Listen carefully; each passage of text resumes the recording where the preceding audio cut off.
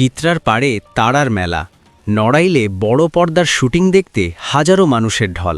নড়াইলের শান্ত চিত্রা নদী এখন রূপালী পর্দার ঝিলিক আর তারার মেলায় মুখরিত। নড়াইল সদর উপজেলার গোবরা বাসস্ট্যান্ড সংলগ্ন ভূমি অফিস এলাকায় শুরু হয়েছে একটি বড় বাজেটের বাংলা সিনেমার শুটিং। প্রিয় তারকাদের এক নজর দেখতে এবং সিনেমার দৃশ্যধারণ উপভোগ করতে দূর দূরান্ত থেকে ভিড় জমিয়েছেন হাজারো উৎসুক জনতা।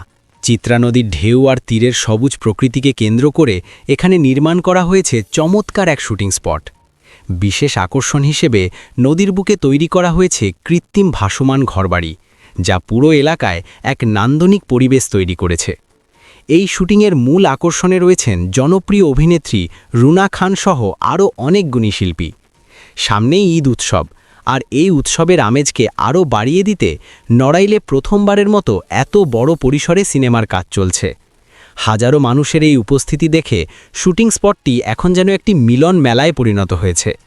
দর্শকদের চাহিদাকে কেন্দ্র করে নদীর পাড় ঘেঁষে গড়ে উঠেছে ছোট ছোট অসংখ্য ভাসমান দোকানপাট। অত্যন্ত উৎসাহ নিয়ে দূর দূরান্ত থেকে ছুটে আসা মানুষগুলো দিনভর উপভোগ করছেন প্রিয় তারকাদের অভিনয়। স্থানীয়রা মনে করছেন, চিত্রাপাড়ের এই মনোরম পরিবেশে নিয়মিত শুটিং হলে নড়াইলের পর্যটন সম্ভাবনা আরও বিকশিত হবে এবং সুস্থ বিনোদনের দুয়ার প্রশস্ত হবে।